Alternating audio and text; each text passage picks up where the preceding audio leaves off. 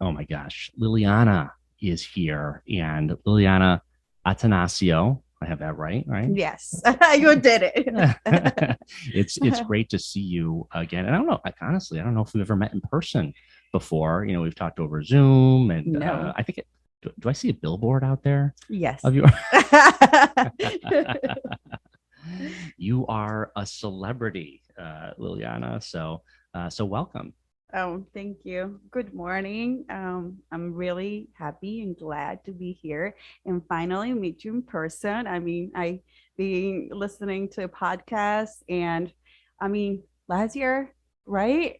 It was our interview with Latina. So finally Yeah. here in person.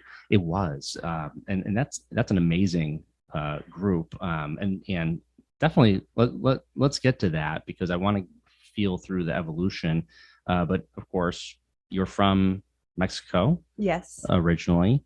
Tell me a little bit about yourself. Certainly people who know you and who have been around and seeing billboards, they know who you are today, but it was an evolution to get here. Tell me about where you're from and who you are. Okay. Well, I grew up in Mexico. I lived 25 years there, 20, 24, 25. I like to say that I have a beautiful childhood there. Um, Beautiful family, great place. I learned so much. And then I moved here on 2018. Um, I got pregnant, I started a family, um, and it was a big transition coming here. And I Now, why did you move here? uh, love love reasons.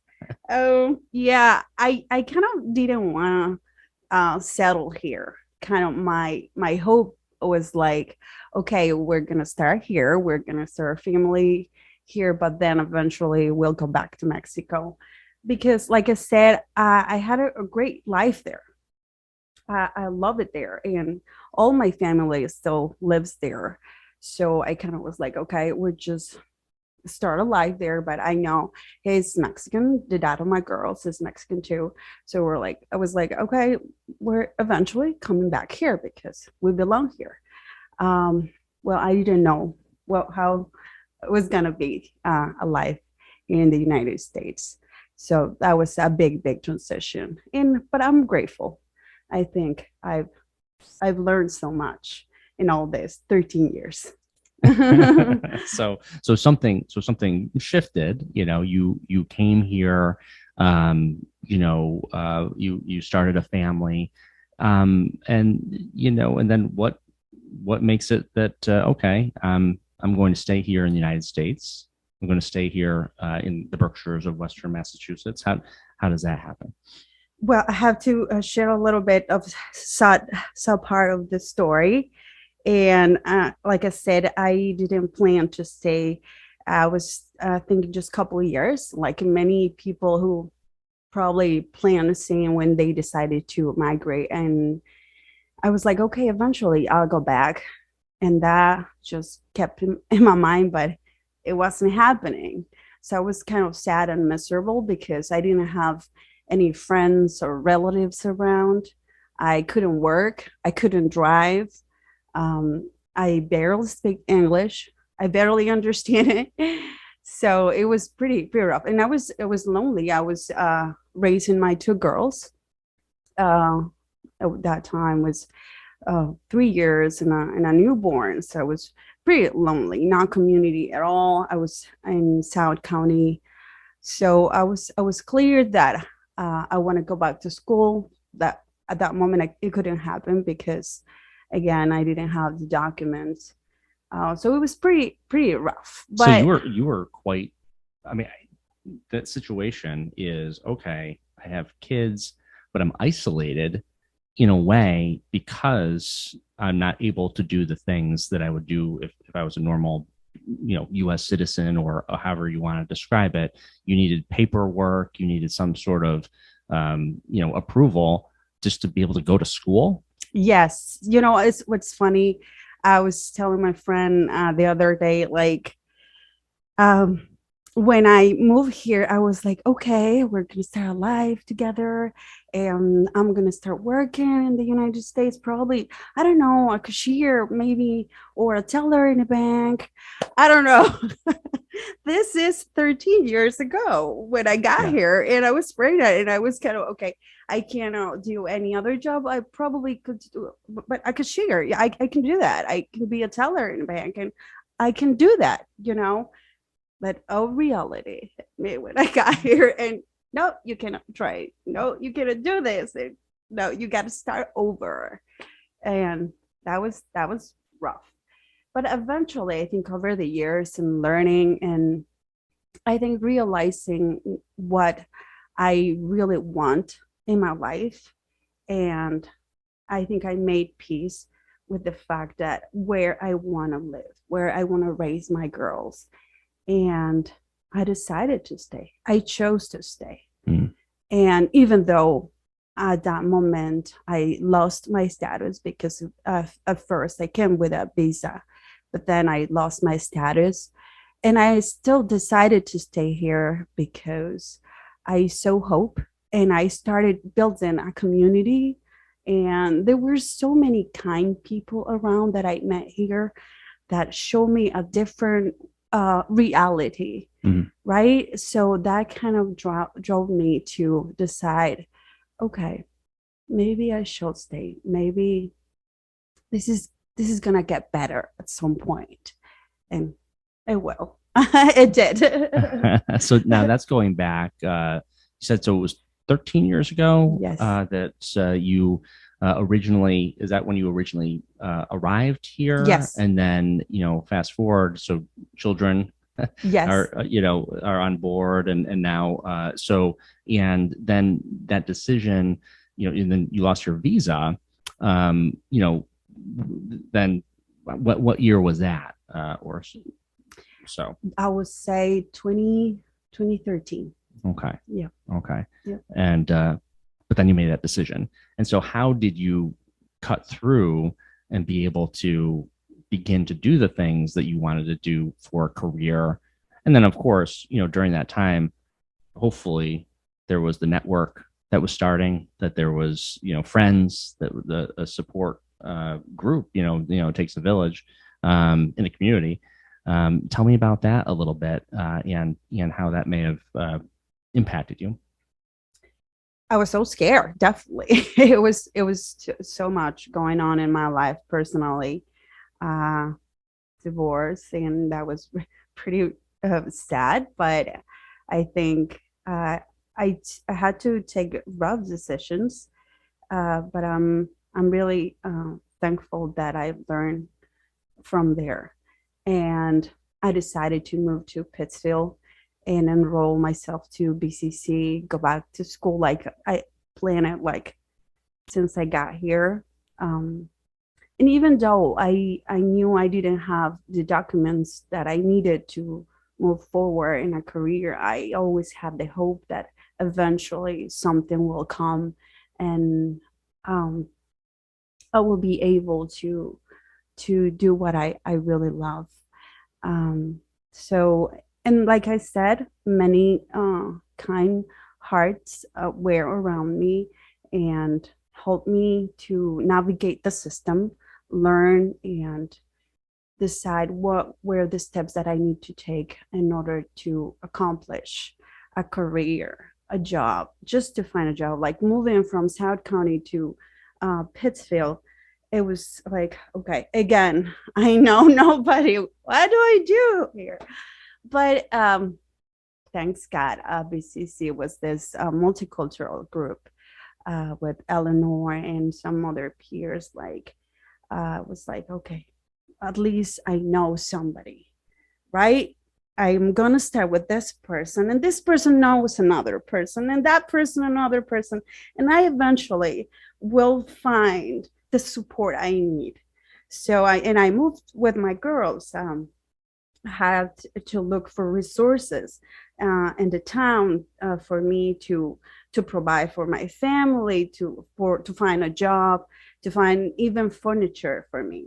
It was a rough years, but I'm really grateful that many people, and I think what inspired me to do what I'm doing right now with Latinas is that you can find, if you can find at least one person out there that can support you and help you, and you feel aligned with them, like two and then three, and then that's how it grows, right? That's how you build a community. You find yourself people like you, people who speak your language, not just uh, Spanish, or English. I'm talking about the kindness, the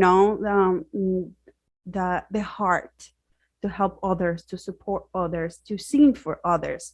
So I think that's how I found the hope to continue. I feel like when you get that positive snowball effect going, then it's like exciting, and then you go to the next step, and you're there. The toughest part is before you get that first step. And I know there are probably some tough nights. There are probably some nights when you're thinking to yourself, how the hell is this going to happen? And like, and what gets you through that. And faith, faith that something is going to come, that it's there. It just needs to show itself, that it just needs to appear. There must have been some lonely nights for you. Oh, absolutely.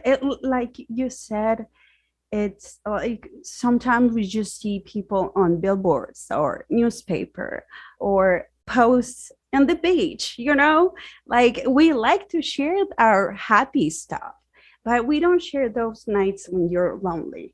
You don't share those days that you're with a desk full of bills. Like you don't share those, you Mm, know right. and when you're like with your kids struggling, you don't share those. You share those happy moments, because I think those are the ones who keep you going, and you want to keep them in the memories on your phone.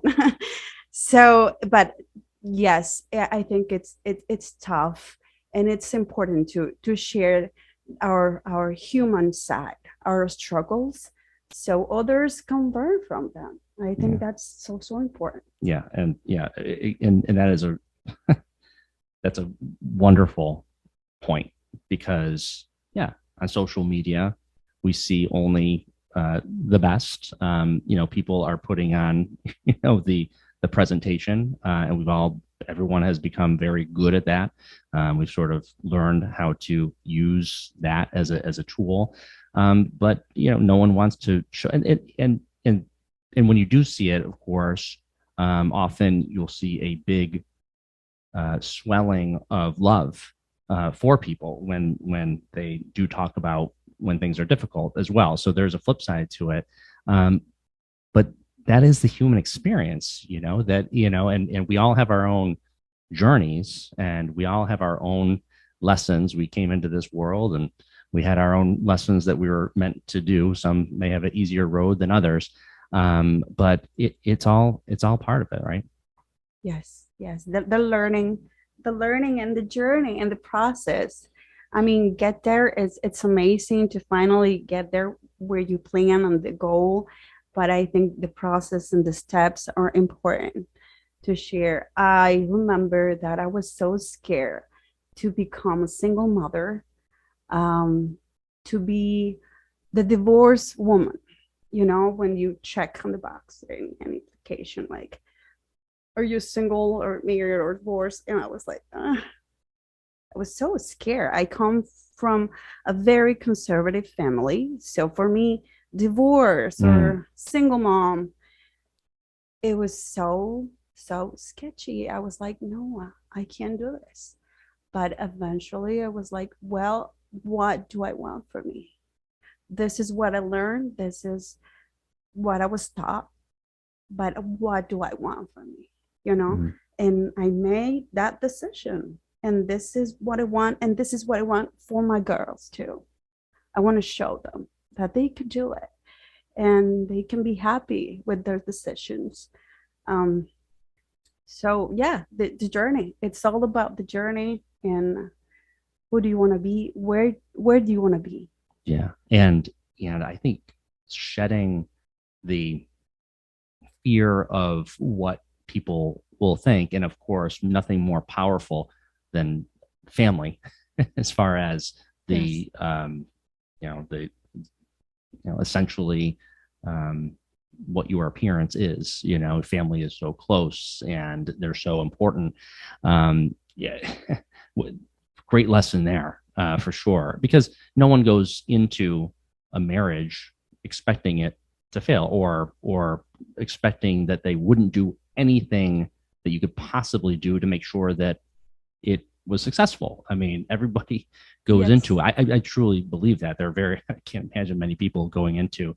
So, you know, um, in that way, there's no apologies to make. Everybody does their best. I mean, I'm divorced. Yeah. I did my very best in my marriage. Did whatever I could. I feel I sleep well at night knowing that that's the case. And I think that's most people.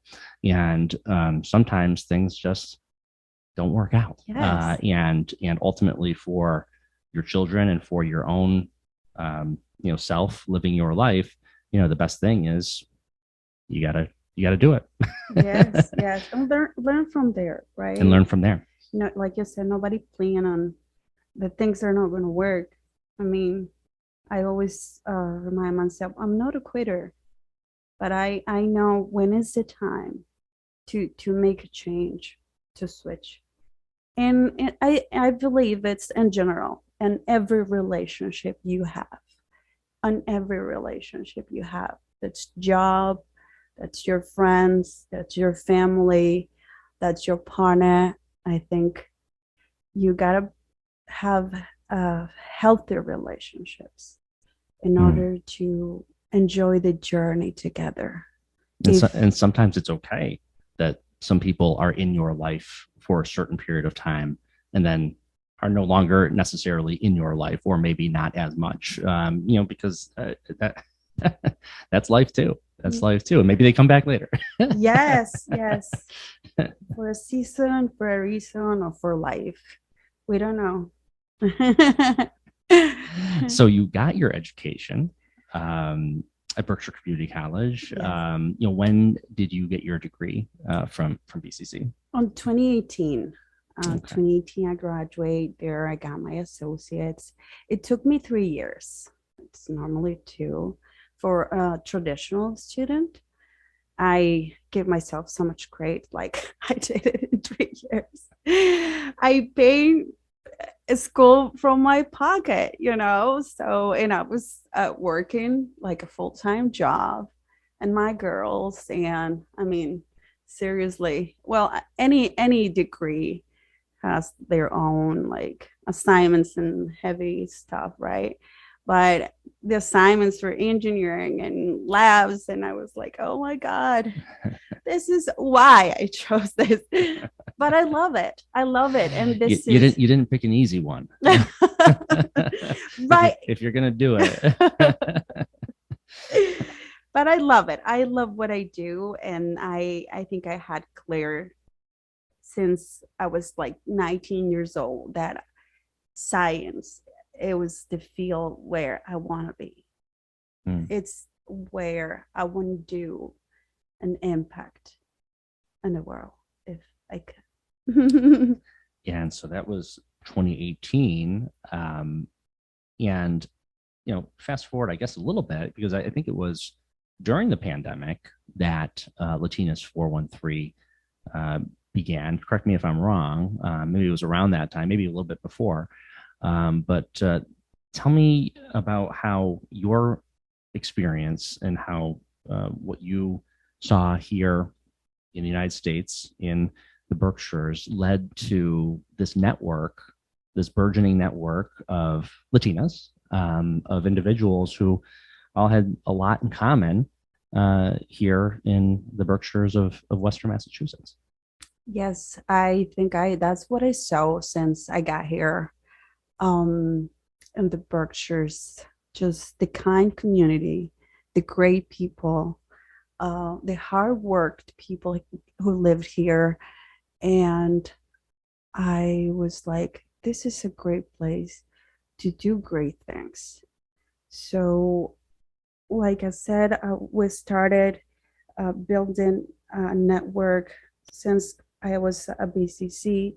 But even before that, people you do meet at the supermarket or just childcare, or just start building your own network, and then eventually you're like, oh, well, the pandemic hit it. It was pretty rough for everyone, and I think still it's hard to recognize how much impact has had in our lives. But personally, it was rough. It was really rough to see my girls at home, like not knowing what's gonna happen. And I was like, oh God, there must be families out there going through the same things like myself. And I remember my lonely days, when I got here, when I moved here, and I knew like nobody. So I was like, okay, we gotta find a way to connect. We cannot see each other. We cannot meet, like Yeah. we could do it. So it was like, okay, well, we have social media. Like, come on, this gotta have a good use, right? I'm there still anyway. So why not? So that's how it started. And I think we mentioned it before.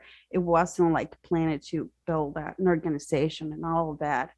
I mean, over the time we learned that that was the next step, but initially it was like, hey, just let's get together, let's talk, let's share information, like let's connect, let's engage, let's get to know each other. Who's here? Like just SOS. Is anybody there? Can you hear me? Like, and if I can help you somehow, if my experience can help you somehow in what you're going through. Like some women just text us on the WhatsApp group, like, I'm looking for childcare. This is just recent. I'm looking for somebody who can help me with my car. Um, like anything. A new family just got here. They're looking for a two-bedroom. Simple as that. Like we were saying, life and all the things we do make sense because the life we want, right? Otherwise, why do we work? Yeah. Why do we get up in the morning and shower and do all the things we do, right? I think that's life. Yeah. I mean, it really is. And I think, as certainly when you have a family and as you begin to put some years behind you, and maybe not, maybe, there are those who get it a lot earlier, but you begin to really put that in perspective. I mean, what am I doing with my time? I get up every day, spend 8 hours doing this thing for this corporate entity or this bank or this what Yes. or whoever I'm working for. What is this for? Why am I doing this? Well, of course, well, it's very simple. You got to pay your bills, you got to pay your mortgage, you got to feed your kids, yourself, and all the rest. But then again, like, okay, what is this human experience, and like this system we're in, does it really make sense? And I think about this quite a bit. I think about it a lot. Yeah. And we have these conversations with my girls, like about the system and what's going on in the world right now. That is crazy. But yeah, I mean, this kind of questions pop in our heads like all the time.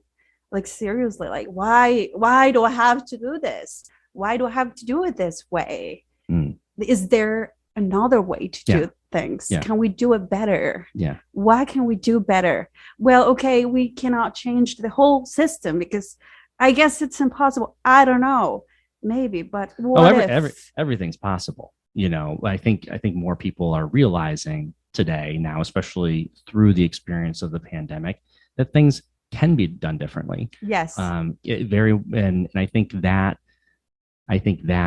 realization right there is a powerful realization just to begin, just for people to start to wake up and say, wait a minute,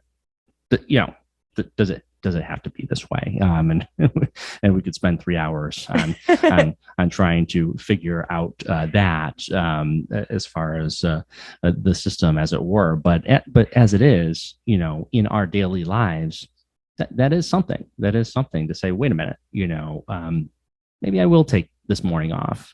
Maybe I will take a longer lunch. Maybe I will do this side gig that I love doing. Whether it be a podcast or otherwise. You know what I'm saying? So, these are the things. This is life. You only get one shot at it, at least in this life, right? Believe what you may believe as previous and next lives, but here we get one shot at it. So make the best out of it. Absolutely. I agree. I agree with you.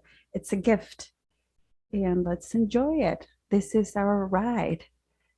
This is our story. We're writing our story every day. And that's my reminder. Like why what do I want to write on the next page? Okay. And I'm grateful that I'm awake today. I'm grateful I'm still breathing. I got so sick. I remember 2020. So and I think that reminder, like you said, it just sets your mindset differently to question yourself for how can I do things different? And that's a human, you know, gift also that we could do things better. It's really amazing. I always push myself for that. I think who doesn't make mistakes, who doesn't do it wrong, doesn't learn. So we need to keep trying, right? Keep trying, continue trying to do things better. Love it. Mm-hmm. Love it. Love it. So the 413 group, Latinas 413 has grown. And we talked about this, I think, last year, maybe around this time. And so clearly there's interest and there's a need for this type of network and connections. And I really feel like it also is a model, maybe not just for Latinas, but for an entire community in a lot of ways. I mean, there are a lot of lessons I think that can be learned from what your wonderful group is doing. Thank you. And there's so much work to do. We're just starting and still learning and still figuring out. Like today, we have a very important meeting. We're gonna decide our budget, and that's a big, big piece in how are we gonna use those funds, right? Oh, I love budget hearings. Tell me more. Tell me more. Oh my god, I cannot go further than that, but it's a big responsibility, right? It's a big responsibility to take care of what somebody else is trusting you, Mm. right? So we need to decide and focus on really what's the best impact and what is the priority and the needs and how really we can help and be realistic, and what can we do to really help our brothers, our sisters, our families, our community. How can we support each other? How we lift each other? That's really the big responsibility. So we're getting together. I'm not alone in this, and I'm really happy for that because I cannot do things by myself. It's just so much work, and there is so much like I cannot do it. And I knew it since the beginning, and I didn't plan it on it. I always think on my community. I always think on others. That's what it is for me. That's what I think. on others. Otherwise, it doesn't make any sense, their existence. That's just me. That's just me. But hopefully today we're able to decide for the mentorship program. Of course, the hikes. We're just starting the reading circle of women in You mentioned Spanish. hikes. You mentioned hikes. Yes. I've seen you out there. I don't know if you yourself personally was out there. I was at Kennedy Park, I think, last year, and I Yes. saw this wonderful group, and then there's more people. I'm like, wait, this is a thing right here, and they're like, hi, John. I'm like, oh, that's that, and so what a resource. People don't. Well, I shouldn't say they don't. I mean, we need there's we talk about the Berkshires, we have nature, we have trails and so forth. There's something powerful about connecting with nature. It's Yes. greater than just the idea of, oh, it's nice to go outside and get fresh air. It's powerful energy, it's healing. Yes. And I think that's any organization, corporate or otherwise, really should consider bringing their employees into nature. And employees, group members, everyday people, moms, Mm-hmm. dads, especially when you are in a place like the Berkshires. So I just wanted to point that out. I think that's a wonderful component, and it's not just oh, we're in the Berkshires, let's go for a hike kind of thing. It's more important than that, I think, on a lot of Mental health. levels. Absolutely. Mental health. Yeah. Important. And I think something that you can add like so easily as part of, the health side of, you want people to be productive, if you want people to be happy, if you want people to give their best at what they do at your company, your corporation, or whatever you're doing, you gotta make sure they have a healthy lifestyle and make time for themselves. And I've been learning this too. I mean, find a balance. We talk about that, right? Find a balance, take care of yourself. And I think nature keeps you grounded. That's how I like to see it. Keeps you, sometimes are so busy, so into those big problems of the world, that just going out there, taking a walk, kind of keeps you grounded. You go back to who you are. It makes you realize what's your role in this planet, and value so much like our resources and respect the nature. And tell me about well, your kids. How are they doing? Oh my God. I actually talked to them. We had dinner last night and we were like talking, and um they were like, okay, what are you going to share? Like, yes, I'm going to talk about you, girls. So Dana is 13, Sophia is 10. So it's a fun time, busy time, but at the same time, it's kind of going back for me to those years. And girls, I mean, we're just friends. We're just friends and trying to build and learn. I think they taught me how to become a mom. Now I'm still learning, but they are great. I'm the mean person in the group. As I've heard, what's the you're the sometimes you got to be the heavy. There's the light and easy one, and then sometimes someone, I'm with my boys. Sometimes I got to be the heavy, and toe the line a little bit. But that's just parenthood. That's just Yes. parenthood. But I mean, I think it's a wonderful age, 13, teenager now. I'm sure it can be challenging from time to time, but I sense that there usually is this period, and then there is kind of a switch that does flip a little bit, and we all hope anyway. Yes. As far as that goes, because there's nothing like a relationship between a mother and a daughter. Yes. Beautiful, beautiful relationships. Uh, both are great. I'm really lucky to have them. They are amazing. They are my great motivation, my everyday motivation. So right now I'm working 4 days and having 3 days off. So it's kind of changing our routine. And well, I think having dinner together is just our time, our moment, like, yeah. And we're gonna talk about so many things. So, Yeah. but it has its rewards. And And your day job is with. right now, I'm working at Global Foundries in Malta, New York. Oh, okay. Okay. Oh, Yes. so you do some you commute. Okay. Okay. Yes, I drive an hour and a half to get there, but I am loving it, what I'm Okay. doing. You like to And drive. I'm happy. Yeah. That drive's okay. That's not a bad drive out there. No, no. And I'm actually staying there for the days I'm working and then coming back here.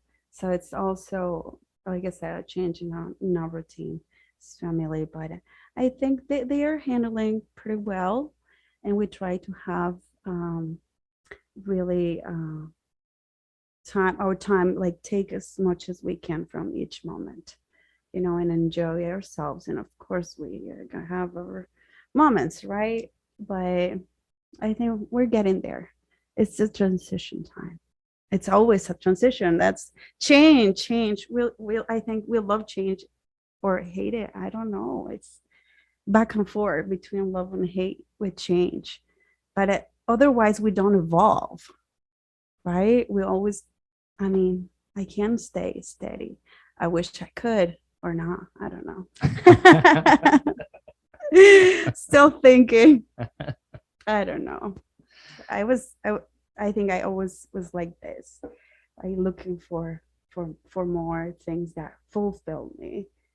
And I think that's how we get into some other things. Yeah. And then of course, I mean, we go through that and, looking for things, then, and then going through phases where that, the fulfillment is inside, too. So it really it's it is really truly the human experience. It really is that sometimes all the fulfillment is just simply from being and getting quiet and recognizing that there's beauty and it's wonderful.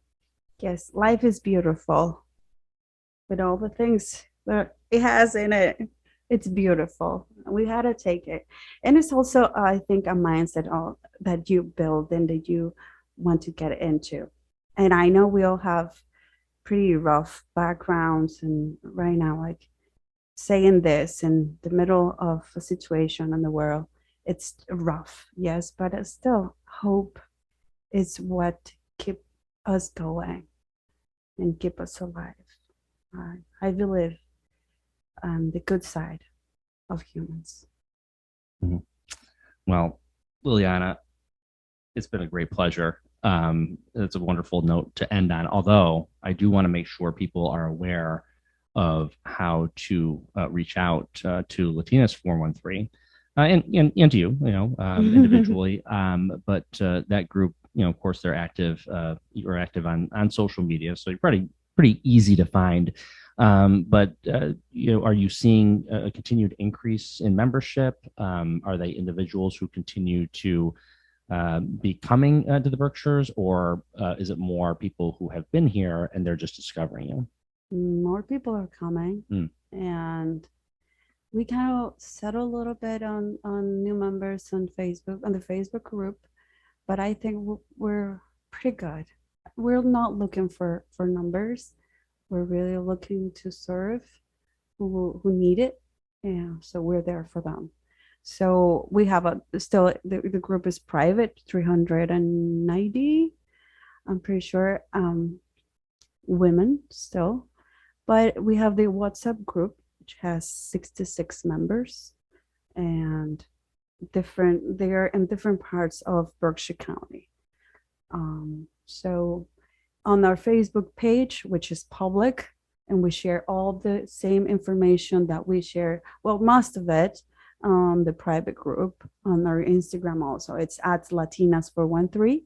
You just type that on Facebook or you type that on Instagram at Latinas413 and it will get you there. We also have our little website and link tree, which there is a way to donate if you kind of want to help, even $5, whatever you can, or a monthly payment. You can do it. It's PayPal. We're an organization sponsored by the Nonprofit Center of the Berkshires. This is our second, we're going for a second year, hopefully, and eventually we'll turn out in our own or entity, right? Or an organization, a nonprofit organization. But right now we're a program sponsored through the Nonprofit Center. But yes, so in there also you can get sign up for the hikes. You can find a mentor, reach out. Like there's also, if you know, the board is Catherine Chacon, Carmen Guevara, Americo Lopez, Laura Cabrera, Daisy Escobar, Tanya Romero, myself, and you can reach out to any of us if you know somebody who knows somebody, and you can just reach out to any of us or text us on WhatsApp. There's also a public link on Linktree that you can add yourself to the group. Mm. And yes, so you're not alone. Anytime you need any help, just reach out. Yeah, and also, excuse me, near and dear to my heart is WTBR FM, and there is a radio show that you have, the Latinas413. How did that get started? What a wonderful resource. Yeah, well, is actually it's not from us. It was more like an individual project from America Lopez. She is awesome. She's great, and that was always in her heart. And actually started like as a podcast. She and if I can recall, she doesn't have any background in the radio or nothing like that. She just wanted to do it, and she's awesome. She's great, and she has this amazing personality that I love, and she's doing it. I mean, I'm not sure, but it started like as a podcast, I'm pretty sure. And I think it was also in 2020 that it started. And right now they are in Pittsfield. They are. To paraphrase my dear friend and mentor, Dave Fierro, longtime radio man in North Adams, when I first started in radio back in 2002 or so, I asked him, I said, well, what's the secret here? How do you do this? And the first thing he said, can you read? I'm like, well, I can read. Can you talk? All right, that then you just go from there. So good. Podcasting, radio, not too complicated. As long as you can, talk and have a conversation. That's the big part of it. But in all seriousness, it's a wonderful endeavor for her, and certainly I think you've been on the program, yes, from time to time for sure. So that's awesome. That's awesome. And, yes, I'm really excited, I loved talking to people, and I think it's one of the things I miss so much at this new job. So, but I love also, and I listen to podcasts. Like, am I driving? I'm always listening to new podcasts. It's another way. It's like radio. I grew up listening to radio. I know kids this time don't know about radio much, right? Spotify or YouTube, some other resources, but I remember just listening to the radio. So right now for me, podcast is that. But it's like you said, it's more personal, it's more closer, like, and you're able to listen to these stories that you probably wouldn't listen to if you don't have this platform, right? So yeah, woohoo to Nomadas Radio and also Mundo Latino with Daisy. They are doing great. Beautiful, yeah. Beautiful. Yeah, nothing like radio, and for sure, I love that. I love that dynamic. And so Liliana Atanacio, thank you so much. It is such a pleasure. You're a bright shining light in our community, for sure. And I'm so happy that you've joined me. Thank you. Thank you so much for this invitation. It is a pleasure, uh, really, to be here and just talk to you like so casually, so natural. So I love it. Thank you.